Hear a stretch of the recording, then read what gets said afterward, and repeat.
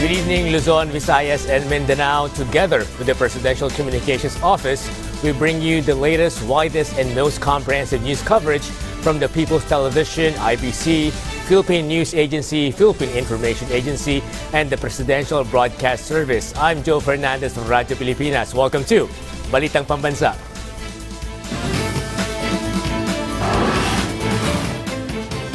Tonight's headlines.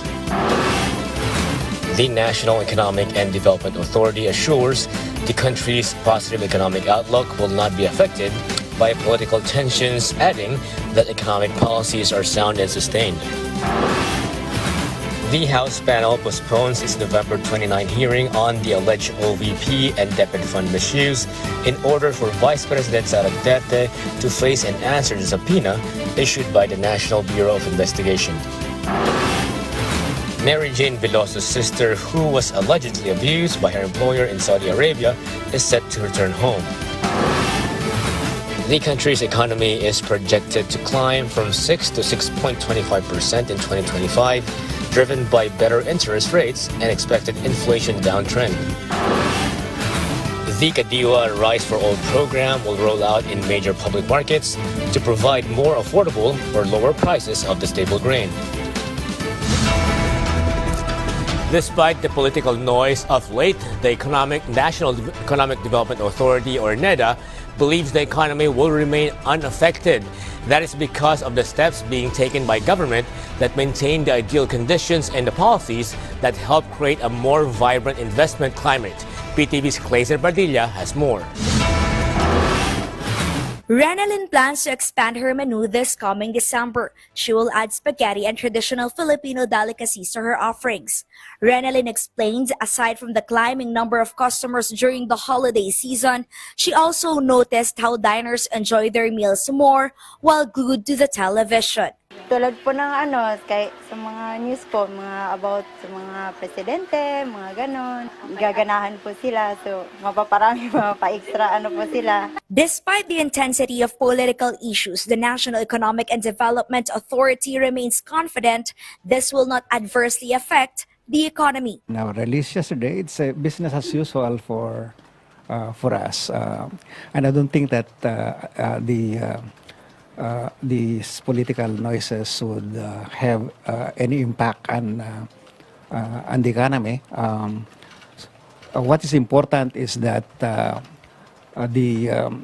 our economic policies, our economic the policy directions are sound and sustained. The administration of President Ferdinand R. Marcos Jr. is focused on the implementation of the Philippine Development Plan. It includes programs aimed at improving the lives of Filipinos, such as achieving food security, building more infrastructure, and enhancing the economic climate to attract more investors and create jobs. In a recent meeting led by President Marcos Jr. alongside economic managers and leaders from the Senate and Congress, the chief executive emphasized ensuring sufficient funding for the government's priority programs. He also highlighted the need to continue projects under official development assistance, which rely on financial or technical support from other countries. It is focused on the budget for 2025 and the need to prioritize our the funding of the high priority projects of government of this administration. The Department of Trade and Industry remains optimistic that more local and foreign investors will choose to invest in the Philippines. This optimism follows the upgrade of the Philippines' economic outlook by S&P Global Ratings from stable to positive. This signifies increased confidence in the ability of both the government and the private sector in the Philippines to meet financial obligations. It also reflects the country's strong economic performance and good governance. This high credit rating will really encourage a lot of confidence for the international investors to come into our country. And so far, there's a lot of interest in our country. From PTV Manila, Clazer Padilla, Balitang Pambansa. The National Economic and Development Authority, or NEDA, assured the Marcos administration is committed to achieve food security. The NEDA is closely monitoring rice prices and is taking steps to reduce the cost of the staple grain. The agency is scheduled to submit a recommendation tomorrow on whether to extend or withdraw the imposition of a 15% tariff on imported rice from 35%. The Department of Agriculture has already recommended to retain the lowered rice tariff. According to Agriculture Assistant Secretary Arnel de Mesa, an increased supply of imported rice is necessary to mitigate the impact of consecutive typhoons on local rice production, which cost more than 10 billion pesos in damage. This measure will help ensure stable rice prices. Ngayon, patuloy yung, di ba, may bagyo pa rin, ina-expect natin na bababa yung di ba, production natin. So we still need yung additional imports na tuloy-tuloy para hindi bumaba yung ating volume of stocks. So kunwari, assuming na tataas yung tariff at 35% from 15% at madadagdagan yung import, sigurado magkakaroon ng cost spike yan ng presyo, which we do not want at this time. Lalo na ang next harvest uli natin after this harvest, nasa March, April pa. Our trust is to continue improving food security, and yan maraming tatlong dimensions yan, yung access to food, and the affordability of food, and the availability of food in broad terms. We are focused in reducing prices.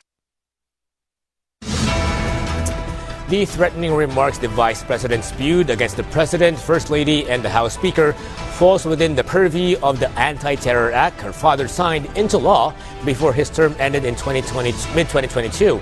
Contacting and engaging the services of a second party or hitman or assassin is an act of conspiracy designed, in this case, to visit harm on the aforementioned targets. PTV's Luisa Erispe has more.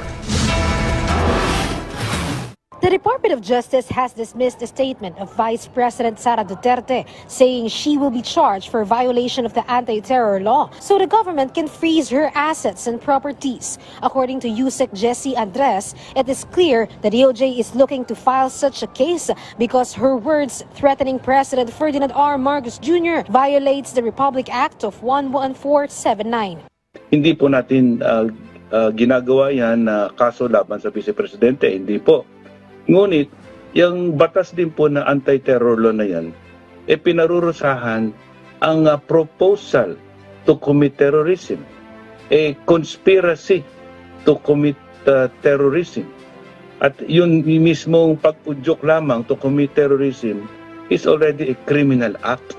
The DOJ also insists, based on Section 4 of the anti-terror law, any intent to harm a person is clearly an act of terror. But the Justice Department explained, even though the Vice President could be charged with articles or provisions in the anti-terror law, she is not automatically a terrorist just yet. Hindi ko natin binabrand na terrorist si Vice President, ngunit posible po siyang maging liable under the anti-terror law simply by conspiring. Conspiracy po consists of two people coming to an agreement to execute any of these acts.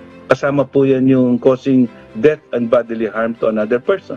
The DOJ once again insisted this process should be done to protect all Filipinos in the country and to show the strength of the justice system in the Philippines. This is a situation where we have to show that the rule of law applies to everyone and no one is above the law. Meanwhile, the DOJ also said it may issue a subpoena against former President Rodrigo Duterte for his remarks encouraging the military to rise up and remedy a fractured government, which so many believe is seditious in intent. From PTV, Luisa Erispe, Balitang Pambansa. Lawmakers opted to postpone the ongoing hearing on the alleged misuse of confidential funds of the Office of the Vice President and the Department of Education to give way to a more pressing concern. Meanwhile, word got out that an impeachment case was about to be filed today before the lower house, but it did not actually materialize. Why? PTV's Melales Moras has the explanation in this report. The House Committee on Good Government and Public Accountability has postponed its hearing scheduled for tomorrow. According to Committee Chair Joel Chua, they do not want their proceedings to become an excuse for Vice President Sara Duterte to evade the subpoena issued against her by the National Bureau of Investigation over her alleged death threats against the country's top leaders. Other lawmakers like Deputy Majority Leader Paulo Ortega and Assistant Majority Leader Jefferson Conghun agreed with the panel's decision. Naniniwala po kami, ito pong issue sa NBI ay napakahalaga at ito po ay it concerns national security. Kaya kami po ay nagdesisyon na i-postpone po muna ang committee hearing. Don't get the committee wrong, no. These are both equally important na proceedings, pero napaka-importante din po na masagot po yung mga tanong at kaukulang investigasyon po ng NBI kasi hindi naman po biro to. These are grave threats.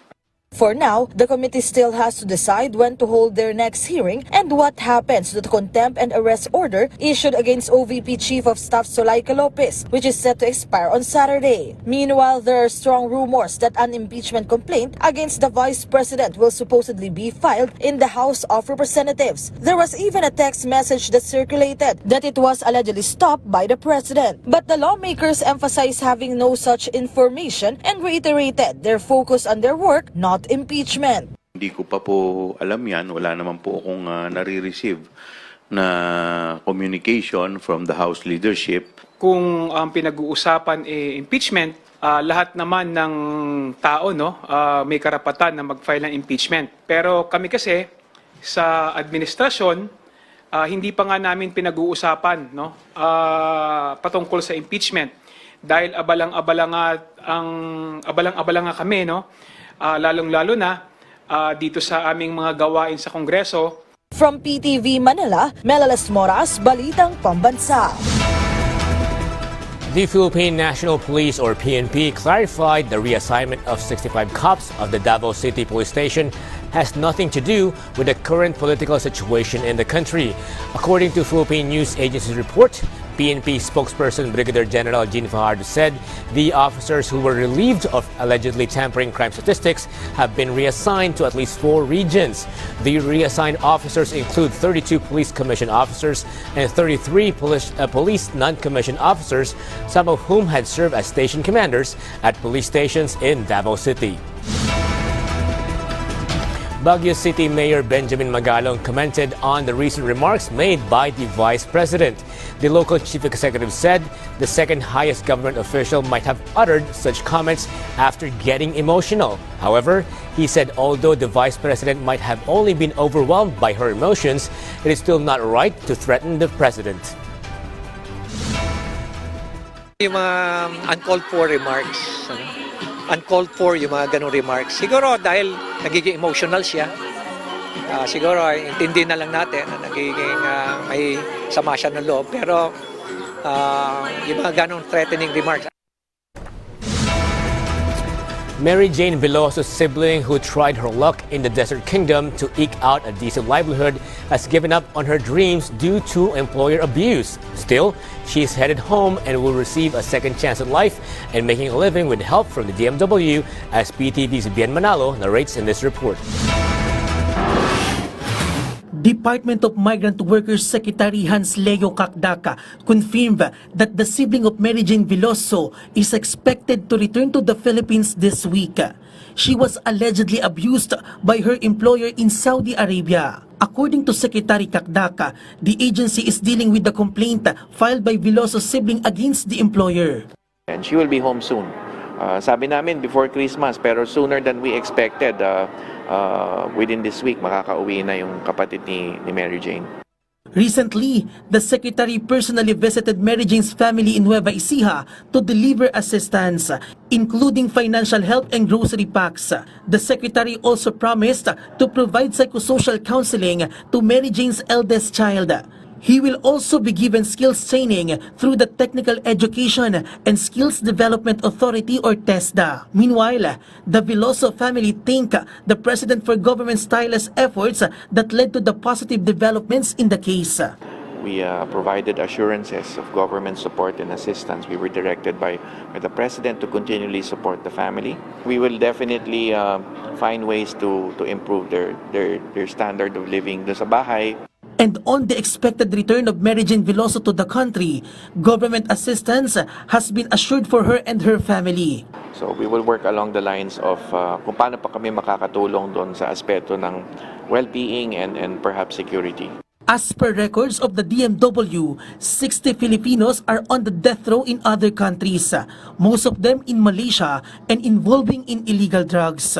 From PTV Manila, Bien Manalo, Balitang Pambansa.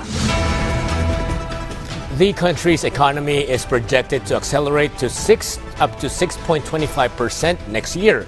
Based on Philippine News Agency's interview, Sunlight Investment Management and Trust Corporation President Michael Gerard Enriquez believes better interest rates, higher consumer spending, and government spending will fuel domestic growth. However, Enriquez stated the expected decline in interest rates both in the country and in the U.S. will boost spending.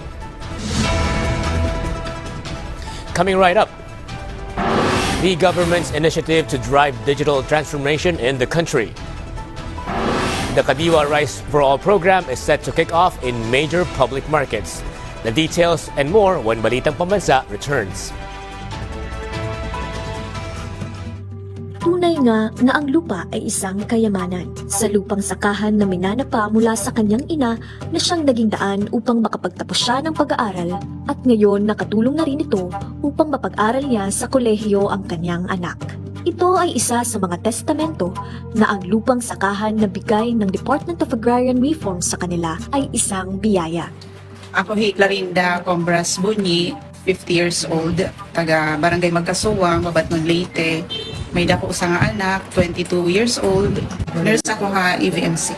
Ini nga an akong parents pa ini nagko-cultivate, ini nga maiha na nga panahon. Tapos ito nga time nga naging eskwela pa kami, kada harvest, nakakabayad kami tuition fee, pati giyapan pamasahe, so gaditon. Yan na nga adi na ako nini nga titulo, nakakabulig na giyap inihan, pag-eskwela at akon anak, pag tuition na iya, pati gihapit iya everyday nga kuan mga needs. Sa ilalim ng administrasyon ni Pangulong Ferdinand R. Marcos Jr. at sa pamamahala ni Agrarian Reform Secretary Conrado Estrella III, ang pamamahagi ng mga titulo ng lupa ay tumaas ng 2,500 at 60%. Damo nga salamat na aton Presidente Bongbong Marcos nga na aton DAR Secretary Estrella kan pag-award hini nga tunang haamon. Damo nga salamat.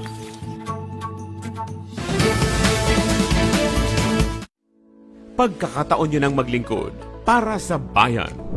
Inaanyayahan namin ang lahat ng mga individual na may talento at dedikasyon na mag-apply sa aming mga bukas na posisyon. News Division, Associate Producer, Graphic Artist, Production Coordinator, Writer, PCSO Unit, Cargen Operator, Graphic Artists. Ipadala ang iyong resume sa hireme@ptni.gov.ph.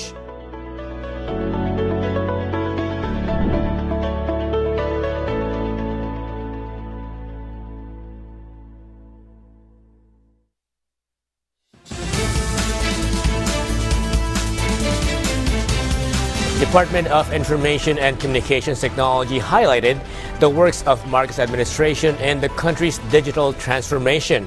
Access in technology will help rural regions where the information technology and business process management is growing. Philippine Information Agency Central Luzon Rick Campbell supplies the details. DICT Secretary Ivan Jan Uy emphasized the government's efforts to bridge the digital divide by driving digital transformation across the Philippines. In his message during the 16th National ICT Summit in Balanga City, he stressed the need to expand ICT opportunities beyond urban areas, especially in rural regions where the IT-BPM sector is thriving and creating local jobs. The growth of the IT-BPM sector in the countryside reflects our vision of creating opportunities and bringing it closer to home and ensuring people can thrive without needing to leave their communities and their home and their families. Progress should not be Manila-centric, but inclusive, benefiting all Filipinos. Meanwhile, Bataan Governor Jose Enrique Garcia III and Mayor Francis Anthony Garcia highlighted technology's role in governance and education. Balanga, a UNESCO learning city, has launched initiatives like barangay learning hubs to improve digital access for local communities. From the Philippine Information Agency Central Luzon, Rick Yambao for Balitang Pambansa. The Department of Agriculture, or DA, is expanding its Kadiwa Rice for All program to public markets. Under this initiative, rice will be sold at 42 pesos per kilogram. The program aims to reduce the cost of rice, making it more affordable for consumers. The DA hopes lowering the price will help ease the financial burden on Filipino families. While the DA initially did not want to intervene in market operations, the agency felt compelled to act because rice prices in retail markets remained high. This despite the implementation of lower rice tariffs. To make this possible, the DA has partnered with rice importers to supply affordable rice for the Rice for All program in the markets. This collaboration aims to ensure consumers have access to cheaper rice options. A retired Supreme Court Senior Associate Justice highlights the importance of historical documents and Philippine sovereignty claims. Philippine Information Agency Mimaropa Rachel Ganancial has more. Historical documents establishing Philippine sovereignty over Scarborough Shoal and Kalayaan Island groups are important to support the country's claims to its titles. This was emphasized by retired Supreme Court Senior Associate Justice Antonio Carpio in his visit in Palawan for a forum about the West Philippine Sea and turnover of a copy of the 1875 Carta General del Archipelago Filipino map to the provincial government of Palawan. The map was a useful document for the Americans as they adopted it after discarding the map attached to the Treaty of Paris. This was the map of Philippine territory that the Americans followed during the American regime. But we have forgotten about this map. We don't have an original print of this map. We have forgotten about the Treaty of Washington and why it was signed. So there was a meeting of the minds. This is very clear because this is very important in our territorial dispute. Carpio explained that the Treaty of Washington in 1900 clarified that the Philippine territory includes all islands of the Philippine archipelago, lying outside the lines of the Treaty of Paris between the United States and Spain. It is important to correct misconceptions in Philippine history to support not only its claims in territories, but to the future of Filipinos. From the Philippine Information Agency Mimaropa, Rachel Ganancial, Balitang Pambansa. Land Bank of the Philippines has introduced a loan facility offering financial support to pensioners and government employees. The Pension and Emergency Relief Loan provides loans ranging from 20,000 pesos to 100,000 pesos for emergencies, medical needs, and other urgent expenses. The loan comes with an interest rate of 10% per annum. There are two loan options: the pension loan for pensioners with land bank accounts and the emergency relief loan for regular government employees with land bank payroll accounts and at least 1 year of service. Interested clients can apply at any land bank branch or through the customer service hotline, and Land Bank aims to make financial relief more accessible during critical situations. Land Bank President and CEO Lynette Ortiz emphasized that the peer loan facility is designed to provide timely assistance to clients in urgent need and expanding the bank's accessible services for diverse customers. Albarca in Basilan is now embracing peace and progress as it unites various sectors through initiatives promoting community development and harmony. Philippine Information Agency Basilan's Nilda de los Reyes tells us more. The once feared town of Albarca in the province of Basilan, known for its historical turmoil, is now a peaceful and progressive place. Recently, various sectors, including former members of the Abu Sayyaf group or rebel returnees, members of the More Islamic Liberation Front, police, military personnel, and community residents, including children, came together for a fun run and peace celebration. This event was spearheaded by the Save the Children of War Foundation, the 101st Brigade of the Philippine Army, and the local government of Albarca. Hindi tulad ng mga naunang panahon noon na talagang isa sa mga magugulong lugar ang bayan ng Albarca. Subalit ngayon, makikita natin na naghahari ang kapayapaan at ang pagkakaisa sa bawat isang Pilipino na namumuhay dito sa Basilan. Sana ito ay magpatuloy at magkaroon ng magandang pag-iingat na gagawin ng mga bawat Basileño at ng bawat Pilipino para sa magandang kinabukasan ng ating mga kabataan. In his message, Mayor J.D. Farlajid emphasized that Albarca is a symbol of hope, showing that despite significant challenges, the community has risen to become a peaceful and steadily developing place. Mula sa madilim na yugto ng nakaraan, ngayon ay tumatayo ang Albarca bilang simbolo ng kapayapaan sa Basilan Province. Former members of the Abu Sayyaf Group and members of the Moro Islamic Liberation Front also expressed positive perspectives for Albarca, stating that they are now working with the government to promote a happy, peaceful, and progressive community. From the province of Basilan, this is Nilda de los Reyes of the Philippine Information Agency for the Balitang Pambansa. A special kick-off activity was held in Cagayan de Oro City for the 18-day campaign to end the violence against women and to educate both men and women in their rights and responsibilities based on the law. Philippine Information Agency Northern Mindanao Jam Rukat supplies the details.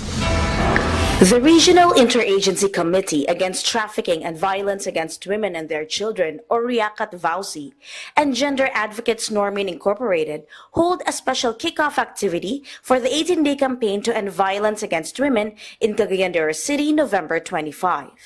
Various activities such as motorcades around the city, signing of pledge of commitment, Zumba, distribution of leaflets and IEC materials to terminals, and a press conference through Kapihan sa PIA to raise awareness and put an end to the violence on women that continues to exist and persist.